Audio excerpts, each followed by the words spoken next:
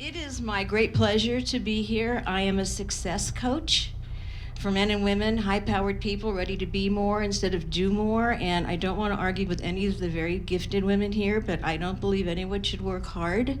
I think you should work smart.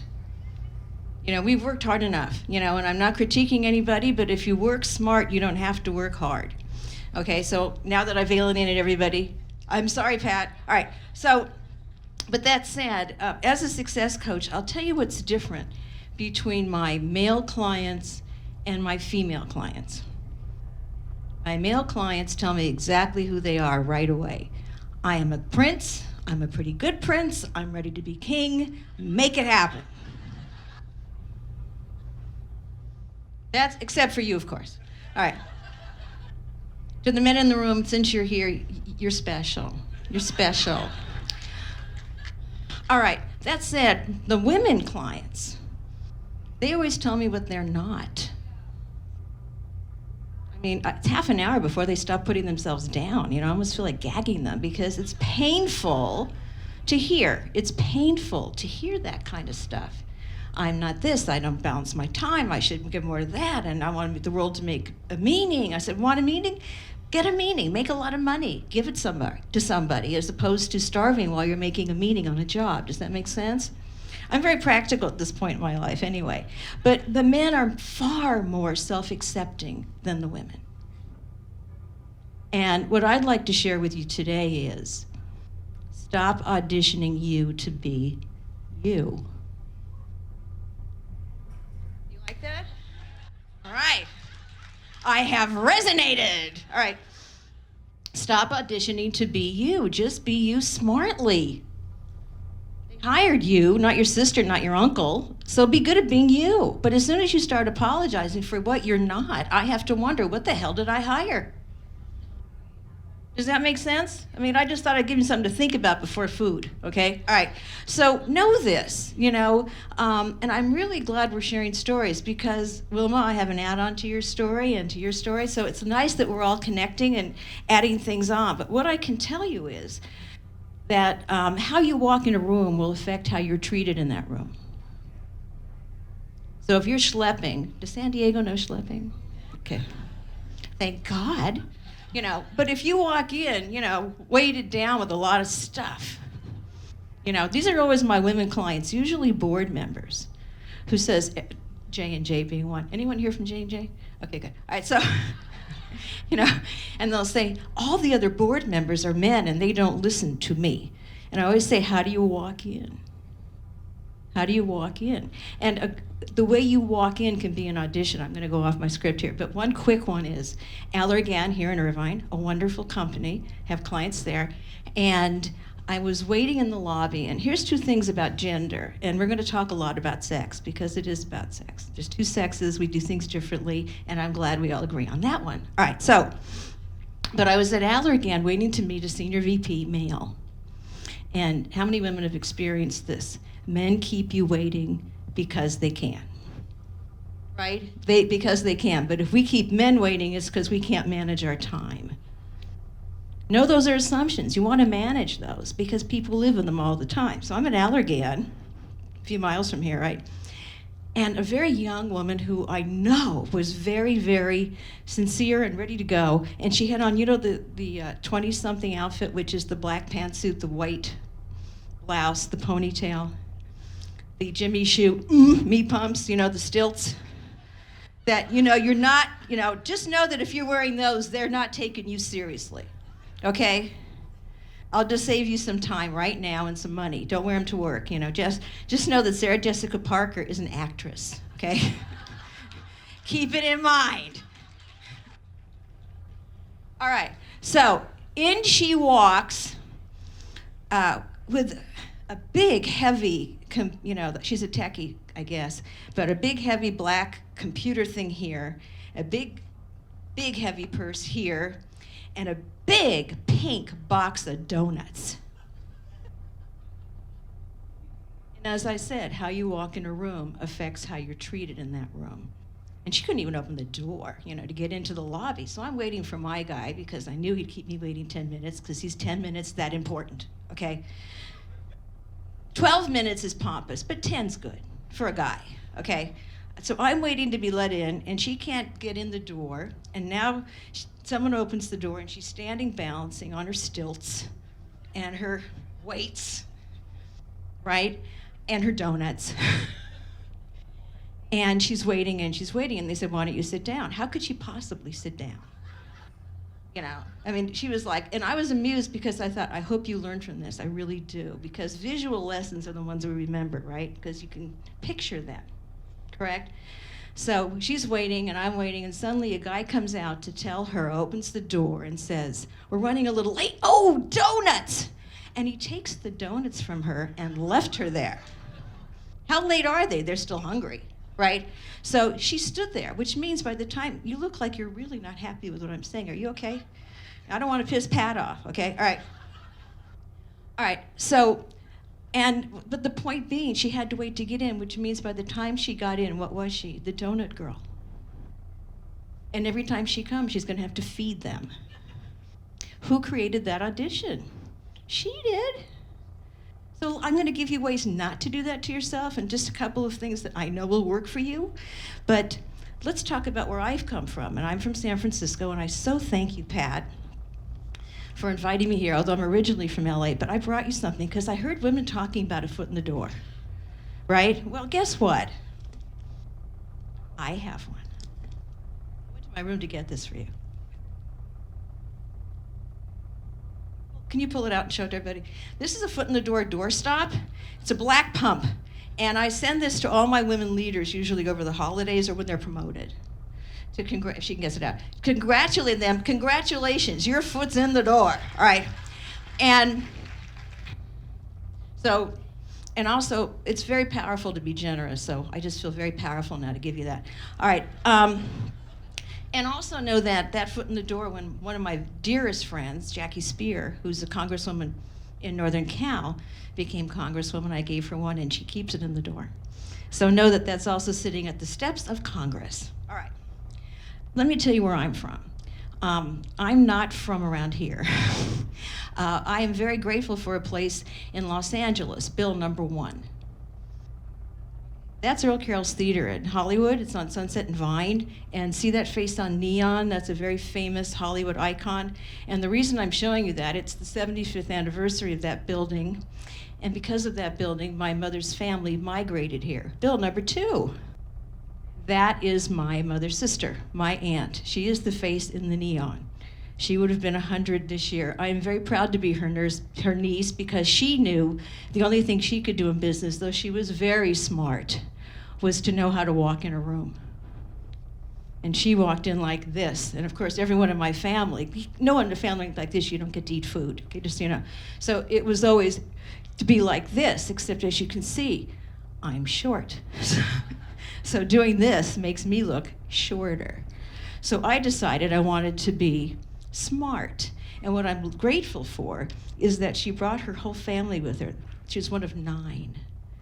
All the sisters worked at the club and the boys parked cars. That's how that worked. But one of the sisters, the blonde one, my mother, married a joke writer. And I'm very grateful to her for that. And by the way, he's 91, he's in Las Vegas, and he's watching online right now. So, hi, Dad. Hi, Dad. So proud to be here and representing you with all these powerful women. Because the person that told me I could do anything was my dad. My dad is, if it's funny, if it works, if someone pays for it, it's good to do, all right? If you're dressed, I forgot. All right, so I'd like to talk about being smart, because my rebellion in my family, because everyone had to be pretty, and I knew that was just it was just too much time, too devastating, and I didn't have the raw materials exactly like she did, because in my family, brunette was pretty, not blonde. Go figure. All right. But that said, we're getting a lot of noise about her. Heard about Cheryl? Yeah. And what's interesting is my aunt came from "Don't hate me because I'm beautiful," and now we've progressed to "Don't hate me because I'm successful." See that cover of Time this week? And what's interesting is, and she's getting a lot of mixed reviews, as you know. But when's the last time a woman who's sea level, who was born with a silver spoon, and wildly successful, had tips to share. What's interesting is no one ever told Donald Trump, you're not talking to elevator operators. You know, it was just, what can I learn from Donald Trump? I'm sure there's something we can learn from her. And the reason I say this is we're so busy dividing each other with who does this and who says that. We're losing the unity and the power of who we can be, and that's really too bad. And with that, I really wanted to be smart, and I wanted to go to college. And so my mother bought me a stand of 144 curlers, because beauty was the currency in our family. So I said, okay, I'll set hair. And every day the neighbors would get in line to get their hair done, right? And my mother said, you know, it's a shame you want to go to college. You would have been such a great hairdresser. It's a cash business. All right, so that said, somehow I went on to take on a sexual harassment campaign, Wilma. I am the executive director of the Coalition to Stop Sexual Harassment. All right, and how that came to be was through friendships I had, relationships I had, and what I can tell all the women here, and I want you just to listen for tips that are fun to hear that you can use now. How's that? Everyone in for that? Okay, because it's just before lunch. You know, I don't want you to lose your appetite. All right, so I was speaking at an event like this, and a vice president at ABC said to me, "Hello, I am running this campaign." To stop sexual harassment, and I'm looking for someone to run it, and I think you could do it. I'm going to let you. I'm a consultant. Letting me do something means you can live in your car or on a curb. You know, I mean, you have to pay me. And I said, don't let me, pay me. Another tip, don't be flattered because someone lets you do something free. Not if they're from a business or a company. Get the terms of engagement straight. They don't pay you after you do the job. And they never pay you what you're worth. We all clear on that? Yes. Okay. So I told him my terms of engagement, and he said, plus you've got to recruit people. Now I'm going to give you some cues that men give women. Men want to know, are you on their level? You ever know that? Are you one of my people? I don't know. I have a pulse. Isn't that enough? You know, we're both people, you know. And he said to me, after I hit him up for money, so now he knew respect for me. It's like, oh God, but wait a minute, will she fit in with my gang, you know? So he said, do you know a man named John Mack Carter? Now, to be honest with you, I never heard of the guy. But know that men want to know if you know who they value, right? Don't miss that cue. These are cues. You know, don't think people are seeking facts.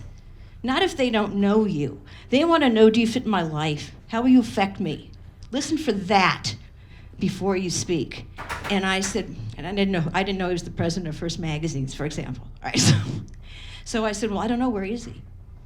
And he said, well, he's at Hearst, you know, on 58th and 7th. And I'm thinking, this guy's 3 blocks away. Why does he care if I know him? I live here, you know? And he said, well, I've been trying to have a meeting with him for a year, and I can't get in. That was a challenge. And I said, yeah, I can get a meeting. So what are you asking? He said, can you get a meeting with him? Yeah. I can get a meeting with him. Know that we're women, we're connectors. You're only 2 phone calls away from somebody that's going to get you in the door, and she has a foot in it already. But no, it's not that hard. So I went back to the conference and the lunch, and this woman said, I heard you were at a meeting, and she wanted in and to kill me. You know, one of those great sisters. Why it was you, not me, right? I should have been there and blah, blah, blah. And I thought, well, she wants in. She can have in, but there are terms of engagement. And I said, did you ever hear this guy named John Mack Carter? Yes, he's on our board. Well, on our board in the 90s meant, right, the captain of industry lets you use the building for meetings and his name's on the stationery. That's what it meant. They didn't put any time in it. He's on the board. Now listen to how I got her engaged. If I bring you, can you get me a meeting with him? Yes, meeting done. Then I recruited this chairman of an ad agency, so all of us are at this meeting, and you're not going to get over this. 3 men that I recruited, right?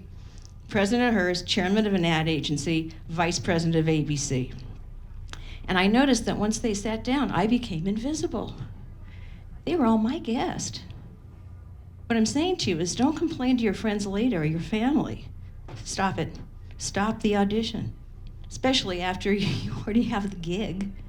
So I said, because this guy was showing us his Ming vases at the agency and all his art and how important he is in the world. Okay, which means he probably overcharged his clients. Be careful what you share. How does he pay for that art? But anyway, so I said, well, I saw the Ming vases and the Van Gogh and the Van Gogh and all this stuff you have, but don't you have a flip chart? This is a meeting. This is a meeting. I need to see a flip chart.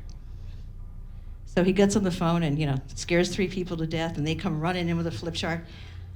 And I decided to be the note taker, because who owns history? Who owns the memory? The note taker. Don't be afraid of that. It's a great way to get yourself into the story. Does that make sense?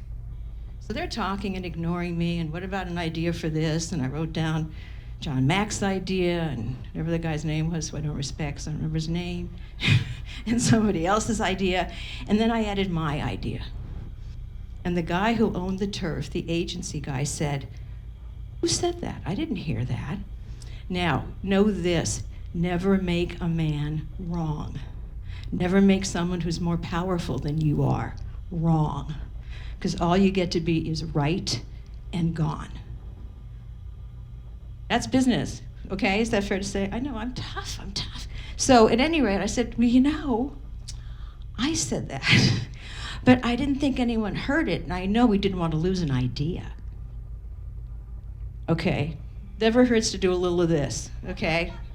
Learned that from my aunt. All right, so that said, I did it a couple of times, and at the next meeting, the guy who owned the agency had 2 flip charts in the room, put his arm on my shoulder and said, "I'll take the notes, I heard you."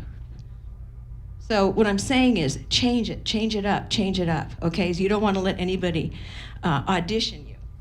Another thing that I think is really, really fun is, I'm going to tell you how I got a raise, not on merit, but because I deserved it and I should have had a raise. You'll like this, Pat. This is 1984, LA, the Olympics, remember that? How many people were alive during the 1984 Olympics? They were fabulous, weren't they? All right, so I had brought in several of the sponsor accounts. I was carrying that office. The fastest way to be treated fairly is to bring in money. I hate to tell you this, but when you go into the sectors of a company that don't generate money, it's going to be a long time before you feel that you're getting what you deserve, because you're not on the ledger. First advice I always give to young women, get on the ledger, or be perceived as part of the ledger. Because if they lose you, they lose the money. That's an easy decision to make. Does that make sense? So it was 1984, and it was the Olympics, which I brought in. And this was a big agency, PR agency, and I was carrying 2/3 of the office. And I thought, I need a raise, it's time. It is time. And the man that flew in from New York knew that I wanted a raise, and he was deciding he wasn't going to give me one. He just wasn't going to do it. It wasn't a good day for giving Fran a raise. So I walked in, and as you can see, I'm very fashion conscious. If you remember LA Style magazine, I launched LA Style magazine in the 80s when shoulder pads, were politically correct and all that stuff. And so I walked in a very nice silk blouse, and I came up to him, and I could see on his face, you're here for a raise and you're not getting it. You know those moments that you just know, right? So I stood there, and before I could speak, he looked at me and he said, that's a really nice blouse. Is that Chinese silk? And I said, I think so. And he goes, that's a nice bracelet, or whatever I was wearing. And I said, thank you. He goes, but it's not really businesslike. We're grooming you here to be more businesslike. And you've got a way to go, but just so you know, we support you, as opposed to we pay you what you're worth. Well, that was it. You know how you have those snap moments? And I decided, I'm quitting, but I'm not leaving without a raise, because I want the next job to know my last salary was higher than it was 10 minutes ago. Because then I'm making more money. Follow the money, right? But it just got to me. So I thought, I'm getting a raise from hell or high water, and I don't care how I do it. So this is what I did. This is a good story. I looked at him and I said, and Dad, this is for you, because I made it all up, but I said, my father's a multimillionaire.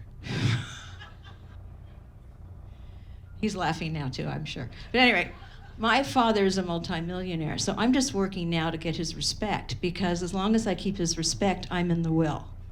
And my future is his will, not this job.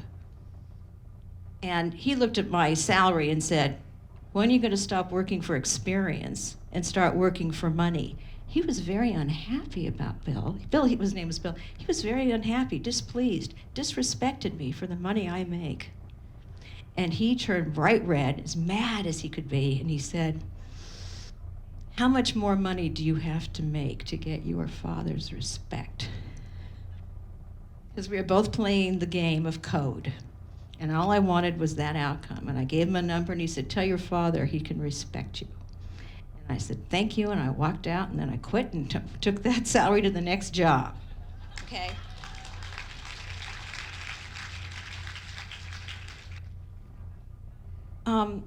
We've been talking about people in the military and people who are political and all of these things, and I have two stories. And Wilma, with your apology to you, I'll tell you my college story, because mine has to do with my personality, gets me in the room, sometimes not my resume. Okay? And that's another starter, which is, what you are on paper has very little to do with who you can be in a room. Once you show up, work that room. Get your foot in the door. Get your foot on every door. Work it. Get in, because it's your personality that will get you there. Actually, I can tell you a story about a Republican I think will make certain people in this room happy, because I'm from San Francisco and I'm not one of them. All right, so when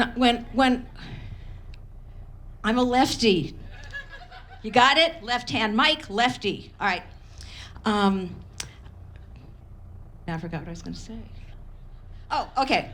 So I was going to, ADD over 50. Okay. So I was going to college, and on campus, it was a commuter campus. I didn't say what it is in case you like that college, but it was just not inspiring to be there. And KABC Radio had this ombudsman thing, and if you come work for us and you help our listeners solve their problems, you can do it for free, but it's an internship. And that just sounded so exciting to me. You're like, wow, really? So I thought everyone would want to do that, go work at a radio station and help people solve problems. So I did a package on me. I marketed me. And 5 pages and pictures and life, and I went for the interview, and everyone was standing in the hallway, who is she? What I didn't know was I was the only person that applied. And they couldn't believe that I went to so much trouble for something no one else wanted to do. All right, but as it went on from that, and I volunteered for more and more, and you can tell I'm quite a communicator. I think connecting is a privilege, and because you can inspire and affect others just by sharing things with them. And it got to the point where I was doing their license renewal and everything else. I was 20. Oh, this is again about you, Dad. But anyway, so I was 3 weeks from my 21st birthday, and when I was 21, my share of the child support didn't go to me anymore. Thank you. Didn't go to me anymore. So I went to the program director and I said, I'm only here as an intern until I'm 21, because then I need to get a real job. And I need to make money. And he said to me, you know what? There's an open, you're not leaving, you're here all the time, you get along with everybody. You get along with everybody. Wait a minute. And there was someone on the air who I have great regard for, named Maureen Reagan. Her father, I think, was president of the United States at one time. And he goes, she needs a producer that gets along with everybody. And he went around the desk and he said, congratulations, you are the new producer of the Maureen Reagan show. Now, did I look good on paper? No. Did I look good in the building? Yes. All right, so again, how you walk in. This is my last story and probably my favorite story. A very dear friend of mine is Jackie Spears. She's a congresswoman in San Francisco. And in June, I went to visit her. She said, come hang out with me, and we'll play like girls in Congress. Okay, so we did. And there was a lunch she co-sponsored with Nancy Pelosi to get women elected to Congress, as you were saying, get elected. Room full of women. It was very inspiring, all right? And I know about how you walk in a room, and I know what you have to do to get things moving. And I didn't really know who the players were, really, and I saw a woman in the corner of the room in a wheelchair. Number 3 bill, Tammy Duckworth. And she was in the corner of the room in the wheelchair, not elected. Not many of us knew who she was. And this stage was higher, and it had about 4 steps to get up. And I thought, how is she going to get up these steps? And I was really kind of worried for her. At which point, they introduced her, and someone handed her crutches, and she deliberately and slowly got up. And everyone's kind of sitting there agape with their mouths open thinking, wow, who is she?